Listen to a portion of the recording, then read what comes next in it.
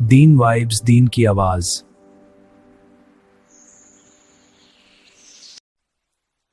چنانچہ جو لوگ چاہتے ہیں کہ اللہ رب العزت سے تعلق ہو، ان کی محبت دل میں ہو، ہم اللہ تعالیٰ کے مقبول بندوں میں شامل ہو جائیں، ان کو چاہیے کہ رات کے آخری پہر میں چند رکعت نفل اللہ کے حضور ضرور پڑھا کرے۔ اللہ تعالیٰ فرماتے ہیں والذین یبیتون لربہم سجدا وقیاما۔ حدیث پاک میں آتا ہے افضل الصلاۃ بعد المکتوبۃ قیام اللیل، کہ 5 فرض نمازوں کے بعد سب سے افضل نماز تہجد کی نماز ہے۔ قیل للحسن، حسن رحمت اللہ علیہ سے یہ کہا گیا ما بال المتہجدین احسن الناس وجہا، کیا وجہ ہے کہ تہجد پڑھنے والوں کے چہرے بڑے منور ہوتے ہیں، ان کے چہروں پہ بڑا نور ہوتا ہے۔ قال، انہوں نے جواب دیا لأنہم خلو بالرحمن فألبسہم نور من نورہ، اس لیے کہ وہ اللہ کے ساتھ تنہائی میں عبادت میں وقت گزارتے ہیں، اللہ اپنے نور کو ان کے چہروں پر پالش کر دیتے۔ ایک بزرگ فرمایا کرتے تھے کہ حضرت، ان کے پاس ایک بندہ آیا، اس نے کہا کہ حضرت مجھے رات تہجد کی توفیق نصیب نہیں ہوتی، کوئی عمل بتا دے۔ انہوں نے آسان سا جواب دے دیا، فرمانے لگے اے دوست، تو اپنے دن کے اعمال کو سنوار لے، اللہ تعالیٰ تجھے رات کے اعمال کی توفیق عطا فرما دے۔ ہم دن میں جو نافرمانیاں کرتے ہیں نا، ان کی وجہ سے رات کی عبادت سے محروم کر دیا جاتا ہے۔ فقال لا تعصہ بالنہار، تو دن میں اللہ کی نافرمانی نہ کر، وَهُوَ يُقِيمَكَ بَيْنَ يَدَيْهِ بِاللَّيْلِ، تو دن میں اس کی نافرمانی نہ کر، وہ تجھے رات میں قیام کی توفیق عطا فرما دے۔ یروان سفیان ثوری،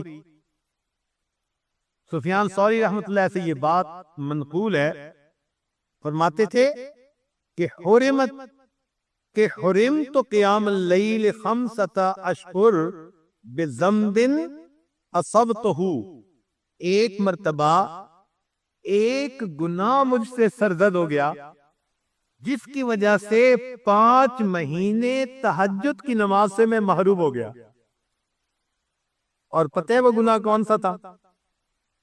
فرماتے ہیں گناہ یہ تھا کہ ایک نوجوان دعا مانگتے ہوئے رو رہا تھا، اور میں نے اس کی طرف دیکھ کر گمان کیا کہ یہ ریاکاری کر رہا ہے۔ میں نے اپنے دل میں اتنا سوچا یہ ریاکاری کر رہا ہے۔ اس بدگمانی کے گناہ کی وجہ سے اللہ نے 5 مہینے تہجد سے مجھے محروم کر دیا۔ اور ہم کتنی بدگمانیاں کرتے ہیں لوگوں کے بارے میں، ہر کسی سے بدگمان الا ماشاء اللہ، پھر کہتے ہیں جی تہجد نہیں ملتی۔ اور پھر بعض دوست تو ایسے ہیں جو بڑے مطمئن ہوتے ہیں، اور جی ہم سارا دن مدرسے میں قرآن پڑھاتے ہیں، حدیث پڑھاتے ہیں، رات تہجد نہ پڑھی تو کیا ہوا، ثواب تو مل ہی جاتا ہے۔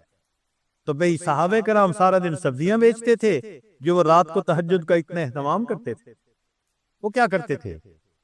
وہ بھی تو سارا دن دین کے کام میں لگے رہتے تھے نا، فرسان بالنہار ہوتے تھے، اور پھر اللہ ان کو رہبان باللیل بنا دیا تھا۔ رات گھوڑے کی پیٹھ پہ ہوتے تھے صبح میں، اور رات مسلح کی پیٹھ پر ہوا کرتے تھے۔ تو یہ تو نفس ہمیں مطمئن کر دیتا ہے نا کہ کوئی بات نہیں اگر تہجد کی توفیق نہیں ملتی۔ اچھا ایک بات ذرا توجہ سے سنیں کہ ایک تو ہے ہمارا سوچنا ہم تہجد پہ نہیں اٹھتے، اور ایک سوچ کا انداز اور بھی ہے، وہ کیا؟ حدیث پاک میں آتا ہے اللہ تعالیٰ رات کو فرشتوں کی 3 جماعتیں بنا دیتے ہیں۔ فرشتوں کی کتنی جماعتیں؟ 3 جماعتیں بنا دیتے ہیں۔ ایک جماعت کو کہتے ہیں کہ دیکھو فلاں فلاں میرے مقبول بندے ہیں، تم جاؤ اور ان کو پر مار کے جگا دو، یہ تہجد میں اٹھنے کا وقت ہے، یہ اٹھیں گے مجھ سے مانگیں گے، میں پروردگار ان کی جھولیوں کو بھر دوں گا۔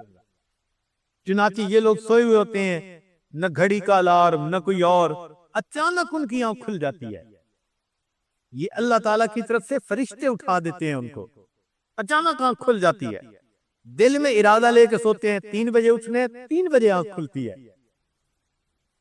تو اللہ تعالیٰ کے فرشتے جگا دیتے ہیں۔ اور پھر دوسرے گروپ کو اللہ فرماتے ہیں کہ جاؤ فلاں فلاں فلاں میرے ناپسندیدہ بندے ہیں، میں انہیں پسند نہیں کرتا، تم جاؤ اور ان کو تھپکی دے کے سلا دو، یہ میرے نیک مقبول بندوں کے اٹھنے کا وقت ہے، اور میں نہیں چاہتا کہ اس موقع پر یہ مجھے اپنی شکل دکھائے۔ رات کے 1 بجے تک جاگتے رہیں گے، 2 بجے تک جاگتے رہیں گے، جب تہجد کا وقت شروع ہو جائے گا نیند آ جائے گی۔ آپ شادی بیاہ پہ دیکھیں، لوگ پروگرام بناتے ہیں، آج شادی کی رات ہے جی ساری رات جاگیں گے، ساری رات نہیں جاگتے، جب تہجد کا وقت شروع ہوتا ہے سارا مجمع سو جاتا ہے، گھر کی عورتیں سو جاتی ہیں، مرد سو جاتی ہیں، مہمان بچے سب سوئے پڑے ہوتے ہیں، وہ سوئے نہیں ہوتے، ان کو سلا دیا جاتا ہے۔